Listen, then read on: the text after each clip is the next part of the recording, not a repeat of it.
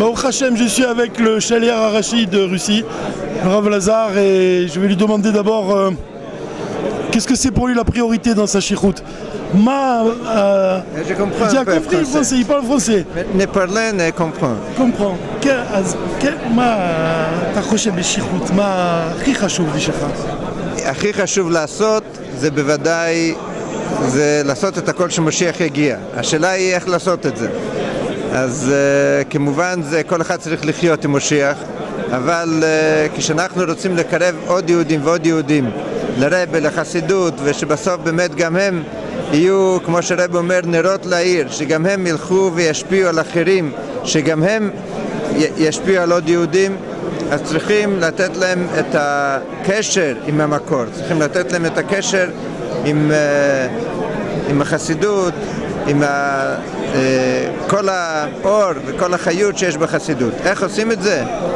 אז צריכים באמת לאהוב כל יהודים. משק ג'ויף. כן, אנחנו צריכים לתת להם באמת יחס ואהבה ואכפתיות, שאנחנו באמת המצב שלהם באמת זה נוגע לנו. אני כשליח צריך לדעת שכל יהודי שאני פוגש אני צריך לדאוג לו, אני צריך לחשוב איך אני עושה לו שיהיה לו טוב בגשמיות וברוחניות.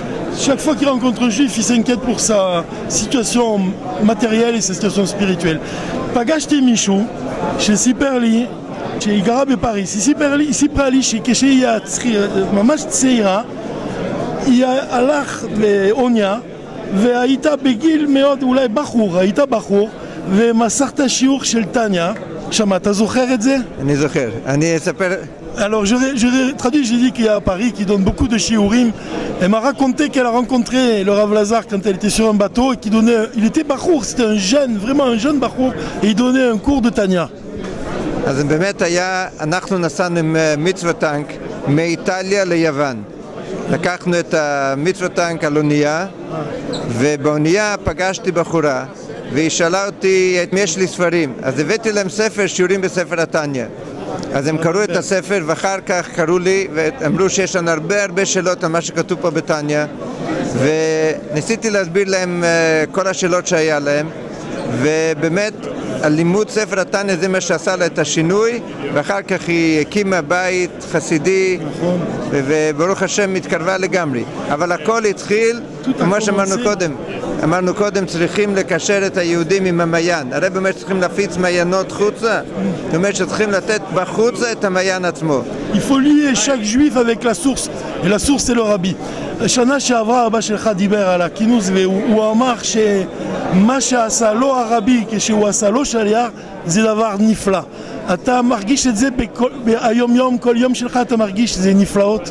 אנחנו רואים הברכות של הרבי שזה באופן ניסי. אם בכל מקום בעולם רואים את הניסים של הרבי, ברוסיה הלכת כמה וכמה. ברוסיה צריכים להבין שפעם יהודי היה מפחד לספר לילדים שלו שהוא יהודי. היום יהודים מסתובבים כמו יהודים ברחובות גאים ורואים את הכוח של הברכות של הרבי, תפילות של הרבי, והנס שהתחולל ברוסיה זה אין ספק, זה מה שהרבי אמר שזה הולך להיות. כשהרבי אמר הנבואה הזאת אף אחד לא האמין. כשהרבי היה בוכה שבאו עבדים מארץ אשור ונדחים בארץ מצרים, אף אחד לא האמין שזה יכול להיות. היום רואים את זה בפועל. Il dit que en fait, ce qui se passe en Russie aujourd'hui, c'est plus qu'un miracle, parce que la situation des juifs, elle était terrible. Et aujourd'hui, chaque juif, il peut s'enorgueillir, même simplement marchant dans la rue, d'être juif. מתוך הספרים של הרבי, איזה ספר אתה ממש אוהב אותו? מה אתה אוהב במאמרים? אני חושב שכל ספר מהרבי יש לו משהו מיוחד. יש אגרות שזה הוראות איך בן אדם צריך להתנהל.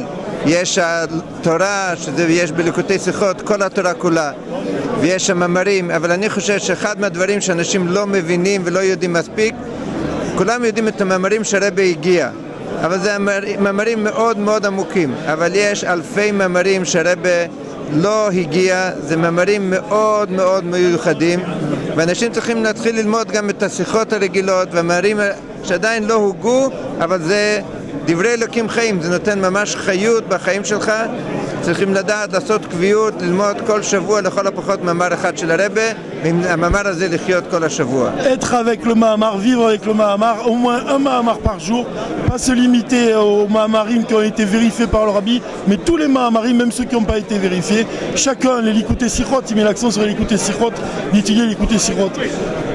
יש כל כך להגיד, אבל מתוך מה אתה רוצה להגיד כשאתה מגיע בכינוס, אתה ממש, רואים אותך, אתה כל כך עסוק וזה, אבל מה אתה רוצה להגיד כשאתה מגיע מתוך שליח של הרבי ואתה בכינוס, מה אתה רוצה להגיד לאנשים שהם לא נמצאים כאן אבל הם חיים בכל העולם כולו?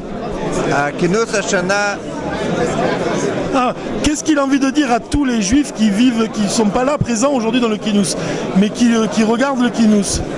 הכינוס השנה זה גם הכנה לי' שבט.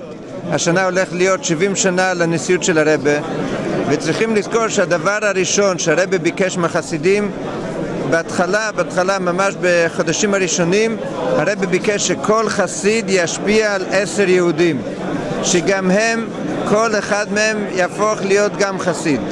זאת אומרת שבעצם הרבי אמר שאפשר להשפיע עליו על ידי מחשבה, דיבור, מעשה, תורה, תפילה, צדקה. יש הרבה דרכים איך להשפיע על עוד יהודי, אבל שכל אחד ייקח על עצמו להביא 10 יהודים לרבי. אז אם כל אחד מאיתנו יחשוב איך אני יכול להביא מתנה לרבי, לי' שבט, להביא עוד 10 יהודים, להשפיע עליהם, אנחנו בעזרת השם אפילו ההחלטה הזאת יביא לנו שאנחנו נלך לקראת הגאולה ונראה את הרבי בקרוב ממש בעיני בשר. אמן. Il a dit une chose, il a dit importante que ce Kinous il est sous le signe de Yud Shvat et qu'on doit se faire tout notre possible pour au moins ramener 10 juifs à la Torah, 10 juifs. יש שאלה שאני רוצה לשאול לך בעניין החינוך, מה אתה מציע לנשים וגם לכל אחד בשביל לחנך את הילדים? Quel conseil il donne pour l'éducation des enfants? אני חושב שמה שילדים היום רוצים הכי הרבה, רוצים שמחה, שמחה בחיים. אם אנחנו יכולים לתת להם שמחה בבית, שמחה בשולחן שבת, שמחה בלימוד התורה, שמחה כשהם עושים מצוות, אם אנחנו יכולים לתת להם שהם יהיו שמחים מזה, נותנים להם כזה יחס שהם יקבלו מזה שמחה, אז הם יישארו בבית ויגדלו חסידים אמיתיים. אסור שהילד לא יהיה שמח בבית, צריכים לתת לו הרבה אהבה, הרבה תשומת לב, לקחת אותו פעם לחנות, פעם למבצעים, פעם לשבת איתו וללמוד, פעם לספר לו סיפור, לתת לו יחס שהוא יהיה שמח בבית. הרבי אומר ששליח זה בגימטריה שמח. אז אם אנחנו רוצים שהילדים שלנו יהיו שלוחים, אנחנו רוצים להתנהג כמו שליח, צריכים להביא הרבה שמחה בבית. הילד צריך להרגיש ששולחן שבת זה הזמן הכי שמח. זאת אומרת שהוא צריך להרגיש בנוח, צריך להרגיש שאבא נותן לו יחס, מדבר איתו, שואל אותו, מספר לו סיפורים, מה שמעניין לילד. צריך להיות שהוא מחכה כל השבוע מתי יהיה לי כבר שולחן שבת עם אבא. Il a dit que les enfants, on doit leur donner de la joie avant tout, leur donner le goût de la joie du Shabbat. Et tout ce qu'on peut transmettre à un enfant, ça passe d'abord le réceptacle, le premier, c'est la simcha. אתה יודע, המנהל של האתר הזה, הוא סיפר לי לפני שבאת, הוא אמר לי שהוא אוהב את הפברנגן שלך, כי הוא אומר שמה שאתה אומר, אחר כך זה נותן רצון לספר מה שאמרת.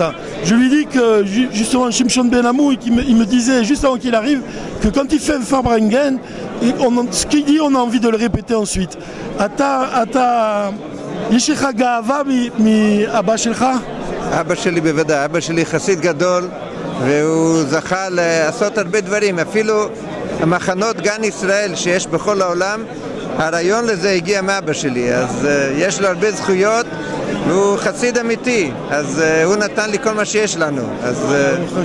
Il est reconnaissant du travail de son père et tout ce qu'il a, il le doit aussi à son père. ממש, שהשם יברך אותך, שתלך מחייך. אמן, אמן. כולנו, ביחד. אמן.